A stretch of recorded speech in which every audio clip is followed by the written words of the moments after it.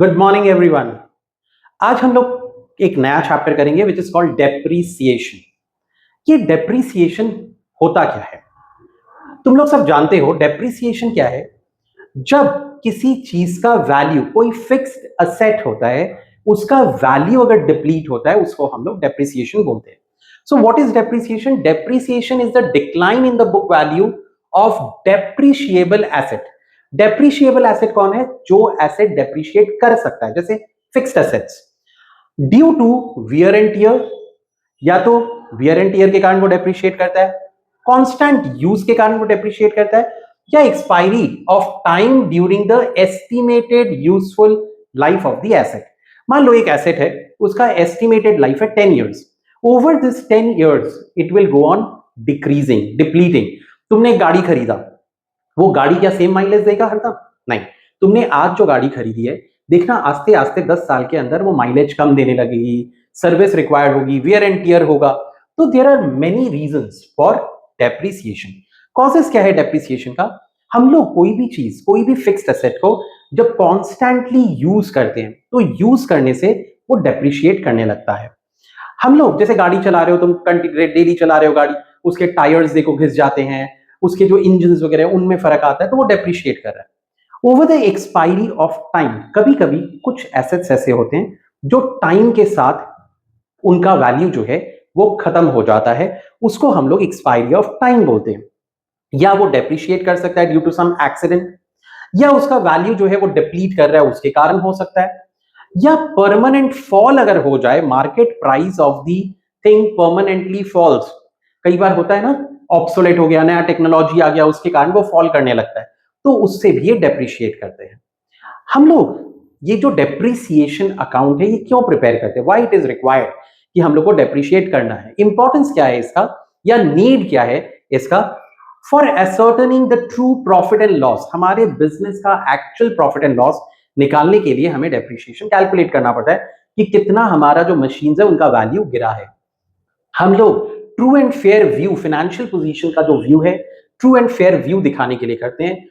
Accurate cost of the product, हम लोग जब कोई प्रोडक्ट बनाते हैं तो उसमें जो मशीन का जो डेप्रीसिएशन वैल्यू वो भी कॉस्ट में ऐड करते हैं, ताकि हमें पता चल जाए भाई एक्चुअल कॉस्ट क्या है हमारा।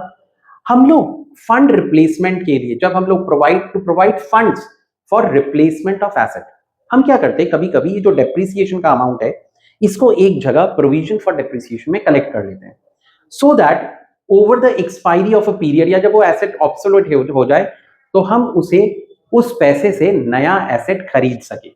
तो ये जो है ascertain the two provide fund for the replacement of asset, मतलब एसेट्स को रिप्लेस करने के लिए हम जो प्रोविजन क्रिएट किए थे उसमें जो पैसा था उससे उसको यूटिलाइज करते हैं। For providing over payment of income tax, income tax जो हम पे करते हैं वो ओवर पे नहीं हो जाए, इसीलिए भी हम डेप्रीसिएशन चार्ज करते हैं।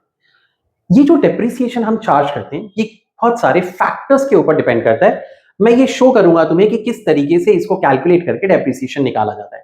क्या क्या फैक्टर्स के ऊपर डिपेंड करता है? टोटल कॉस्ट क्या है एसेट का, उसका एस्टिमेटेड यूजफुल लाइफ क्या है, and scrap value. Scrap value मतलब क्या होता है? जब वो ऑब्सोलेट हो जाता है, जब वो किसी काम का नहीं रहता है, हम क्या करते हैं, उसको बेच देते हैं, रद्दी के भाव बेच देना, या यू कैन से वजन में बेच देना, किलो के हिसाब से बेच देना। जैसे मान लो कि मशीन है, उसमें आयरन ऑब्वियसली यूज हो रहा होगा, तो वो आयरन वाला जो वेस्ट प्रोडक्ट खरीदता है वो खरीद लेता है, तो वो एस्टिमेटेड वैल्यू जो है वो स्क्रैप वैल्यू बोलते हैं उसको, कि स्क्रैप में हम बिक्री कर रहे हैं, तो वो कैलकुलेट यूज करते हैं to calculate the depreciation amount. Hope यहां तक आप लोगों को सबको क्लियर है। आगे देखो, हम लोग ये जो डेप्रीसिएशन कैलकुलेट करते हैं इनके बहुत सारे मेथड्स होते हैं। स्ट्रेट लाइन मेथड है, रिटन डाउन वैल्यू मेथड है, annuity method, depreciation fund method, insurance policy method, revaluation method, depletion method and machine hour rate method. But फिलहाल क्लास 11 में आप लोग के ये दो ही है, straight line method and written down value method. सबसे पहले आता हूं, ये स्ट्रेट लाइन मेथड है क्या? What is straight line method? ये जो स्ट्रेट लाइन मेथड है इसमें हम डेप्रीसिएशन जो चार्ज करते हैं वो एक फिक्स्ड परसेंटेज चार्ज करते हैं ओरिजिनल कॉस्ट पे। मतलब जो कॉस्ट है हमारा, मान लेते हैं हमने एक मशीन खरीदा 1 लाख रुपीस में, एवरी ईयर हम सेम अमाउंट, एक फिक्स्ड अमाउंट से 10% बोल लो, या you can say 10,000 rupees every year depreciate कर रहे हैं। स्ट्रेट लाइन मेथड क्या है? Depreciation is charge at a fixed percentage on original cost of the asset. Amount of depreciation remains equal from year two year. मतलब हर साल हमारा depreciation 10% on original cost हो रहा है। ओरिजिनल कॉस्ट क्या है हमारा? 1 लाख रुपीज, उस पर 10% चार्ज हो रहा है, यानी 10,000 rupees every year we are charging. तो ये इक्वल अमाउंट है, इसीलिए इसको हम लोग इक्वल इंस्टॉलमेंट मेथड भी बोलते हैं। नेक्स्ट मेथड कौन सा है? Which is known as written down value method. ये जो रिटन डाउन वैल्यू मेथड है, इसमें क्या होता है, यहां पे हम लोग ये जो एसेट का जो डेप्रिसिएशन कैलकुलेट करते हैं, ये डिमिनिशिंग वैल्यू पे कैलकुलेट करते हैं। Under this method the value of asset goes on diminishing year after year. ये जो अमाउंट ऑफ डेप्रिसिएशन चार्ज किया जा रहा है एवरी ईयर, इट डिक्रीजेस, वो डिक्लाइन करता है। जैसे फॉर एग्जांपल, सपोज हमारा एक एसेट का वैल्यू है 1 लाख रुपीज, हम लोग 10% डेप्रिसिएशन उस पर चार्ज कर रहे हैं, यानी पहले साल 10,000 डेप्रिसिएशन चार्ज किया, नेक्स्ट ईयर वो उसका वैल्यू हो गया 90,000, नेक्स्ट ईयर हम 90,000 पे 10% चार्ज करेंगे, that is 9,000। Later on I will explain you with example, इसी वीडियो में मैं आगे तुम्हें दिखाऊंगा किस तरीके से ये कैलकुलेट करते हैं। ये जो मेथड्स होते हैं डेप्रिसिएशन को रिकॉर्ड करने के लिए, ये दो है। एक है charging to an asset account, मतलब हम लोग एसेट पे चार्ज करते हैं, जो कि स्ट्रेट लाइन और रिटन डाउन कर रहे हैं। और एक होता है क्रिएटिंग प्रोविजन फॉर डेप्रिसिएशन, जो मैंने पहले थोड़ी देर पहले बताया। हम लोग क्या करते हैं, हर साल जो डेप्रिसिएशन हो रहा है, मान लो हर साल 10,000 डेप्रिसिएशन हो रहा है, उसको प्रोविजन फॉर डेप्रिसिएशन अकाउंट में डाल देंगे, सो दैट फ्यूचर में जब हम लोग उस एसेट को बेचना है और नया एसेट खरीदना है, तो उस पैसे को यूटिलाइज करके हम लोग नया एसेट खरीद सके। प्रोविजन जो है, प्रोविजन होता क्या है? Provision can be described as a amount kept aside to cover a known expense और लायबिलिटी। हमें पता है फ्यूचर में कोई एक नोन एक्सपेंस या लायबिलिटी हो सकता है, उसके लिए हम पहले से ही पैसे हटा के साइड में रख देते हैं, उसको हम लोग बोलते हैं प्रोविजन।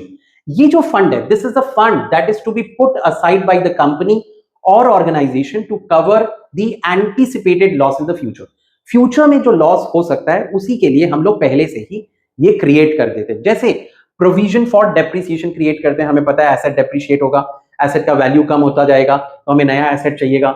हम बैड डेट के लिए प्रोविजन क्रिएट करते हैं, हमारा जो बिजनेस है उसमें थोड़ा बहुत बैड डेट होता ही रहता है, हम लोग डिस्काउंट कई बार डेटर्स को देना पड़ता है, हमें पता है कि वो भी हमारा लॉस है, तो इनके लिए हम क्या करते हैं, प्रोविजन जो है वो क्रिएट करते हैं। रिजर्व्स जो है वो क्या होता है? कई बार बच्चे कंफ्यूज होते हैं कि प्रोविजन क्या है और रिजर्व्स क्या है। रिजर्व जो है ये अलग अलग टाइप का होता है, revenue reserve, general reserve, specific reserve, capital reserve. Revenue reserve क्या है? ये रिजर्व है which come into existence out of profit earned in the course of day to day business operation. हम लोग जो डेली बिजनेस कर रहे हैं, उससे जो तुम्हारा प्रॉफिट हो रहा है, उससे जो रिजर्व हम क्रिएट करते हैं, उसको रेवेन्यू रिजर्व बोलते हैं। रिजर्व मतलब थोड़ा पैसा साइड में रख देना। जनरल रिजर्व क्या है? हमारा जो प्रॉफिट है बिजनेस का, हम लोग जब किसी अनसर्टेनिटी के लिए कि फ्यूचर में कुछ प्रॉब्लम आ सकता है, तब हमें चाहिएगा, तो उसके लिए जो पैसा अलग रख रहे हैं, that is called general reserve. अगर कोई पैसा हम लोग रिजर्व में आउट ऑफ प्रॉफिट हम रिजर्व में डाल रहे हैं कोई स्पेसिफिक पर्पस के लिए, उसको हम लोग स्पेसिफिक रिजर्व बोलते हैं। कैपिटल रिजर्व क्या होता है? ये रिजर्व जो है वो क्रिएट किया जाता है to write off capital losses.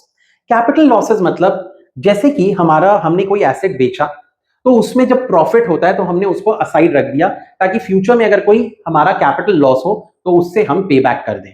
हम लोग कैपिटल रिजर्व क्रिएट करते हैं to write off capital losses and to issue fully paid up bonus shares, equity share holders को पे करने के लिए भी यूज करते हैं।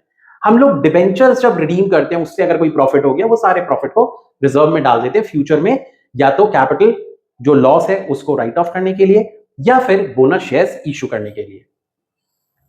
डिप्लीशन क्या होता है? डिप्लीशन मतलब होता है decrease in the value of wasting asset या नेचुरल रिसोर्सेज, जैसे कि माइंस है, ऑयल्स है, वेल्स है, उनका कांस्टेंट यूज करने से आस्ते आस्ते उनका वैल्यू जो है कम होता रहता है, वो डिप्लीट होता रहता है।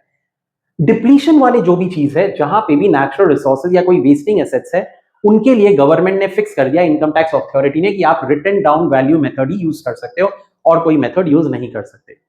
डेप्रिसिएशन जो है is provided only on fixed asset, fixed asset पे डेप्रिसिएशन चार्ज किया जाता है।